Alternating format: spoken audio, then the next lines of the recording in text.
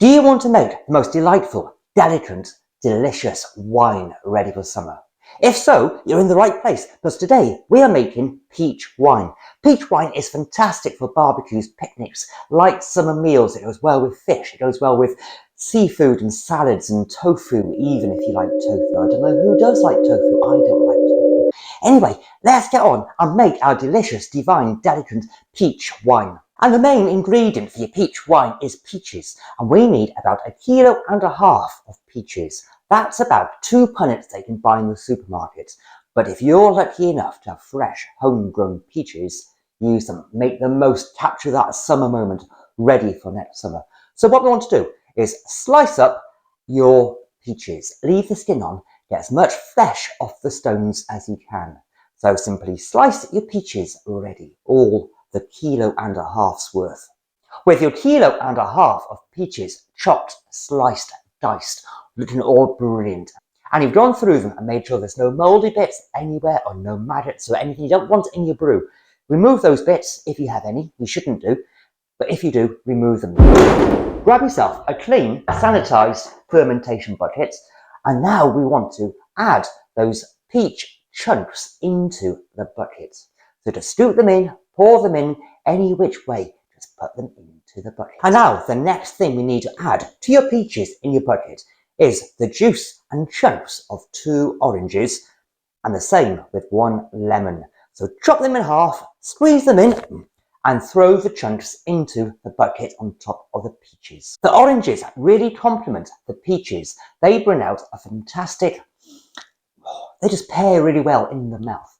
And the lemon adds a bit of acidity and the citric acid that not only the yeast needs to do its job thoroughly and properly, but also gives a slight tingle on the tongue, on the front of the tongue. So oranges for that added burst of summer flavour, and the lemon for the acidity. And now is the time to add the sugar.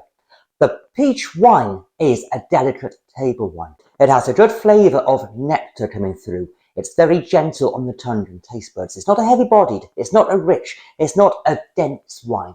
It's a beautiful wine for summers. It's light, it's fresh, it's airy. So we don't want the alcohol content to be too high. Sometimes if you add too much sugar and aim for a high alcohol wine, the alcohol flavour can overpower the delicate fruitiness of using peaches or any other soft fruits. So we are going to be adding 1.3 kilograms of sugar, normal granulated sugar, on top of the peaches and citrus fruit. So weigh up your 1.3 kilograms and add it to your bucket. With this much sugar added and also the sweetness from the peaches, the wine will end up being about 11.5 to 12.5%, depending on how ripe your peaches are to begin with. If you do want to push the sugar level higher, go for it, feel free, but then you might turn it into a dessert wine, where the alcohol is stronger than the actual flavour of the peaches, unless you add more peaches for more flavour to balance out the alcohol level. But 1.5 kilos of fruit and 1.3 kilograms of sugar is ideal for a gentle table wine, I find. What we need to do now is pour over some boiling water to get that sugar all dissolved and the flavour and juice from those peaches infusing into that lovely golden syrupy tastiness from the sugar. Get it all working, get that sugar dissolved into, and get that sugar all dissolved in and the flavours working together. So I'm pouring over 1.5 litres of boiling water just to get it all started and dissolved in and those flavours having fun together. And give it a really good stir to get that sugar mixed in with the liquid, get it dissolved and those peachy flavours imparting their goodness that you want. And now we want to bring it up to the 1 gallon mark.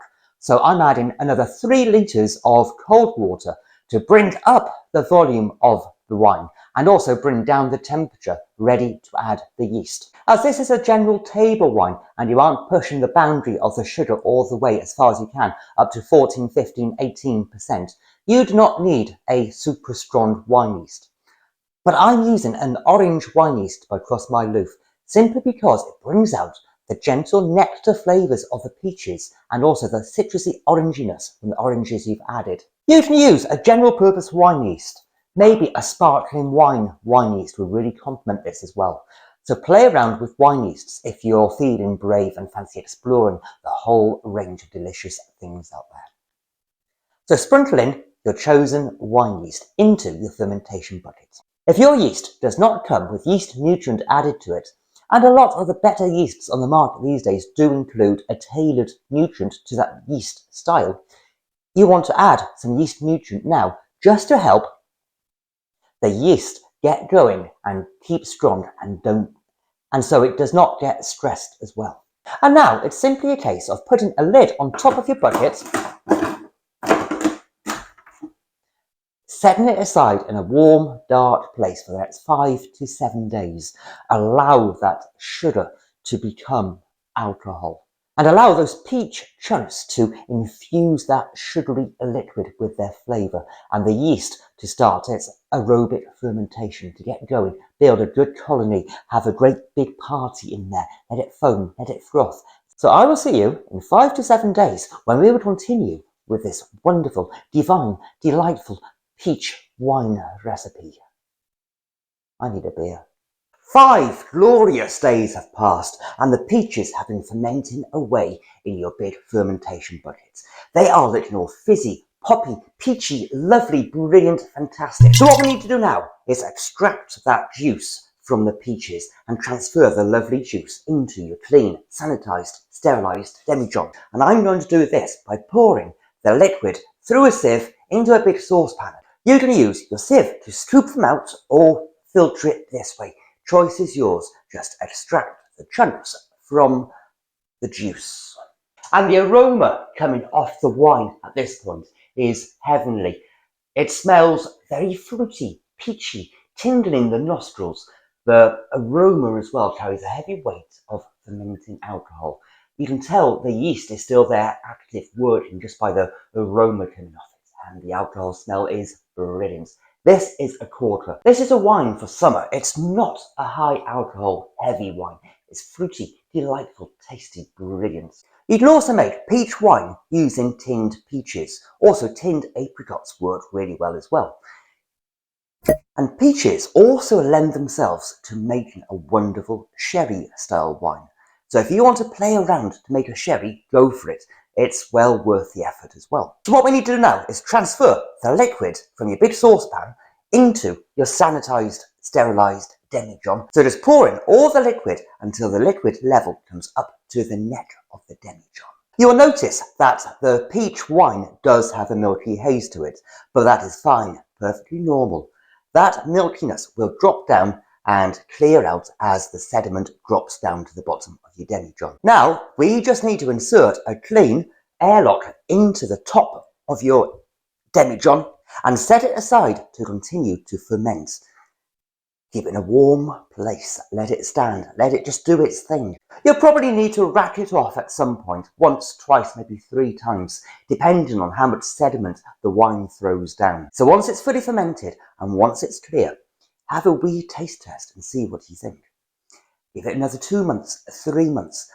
But if you make it now, it'll be ideal for next spring, summer. Light, refreshing, even if you do want it with tofu. Of course, you have a very important choice to make at this point. Do you want to watch this video up by here or this video down by here? Choice is yours. Choose one. Go watch it. Go learn something. Go make another brilliant wine. And I will see you all really soon. You have a good day now.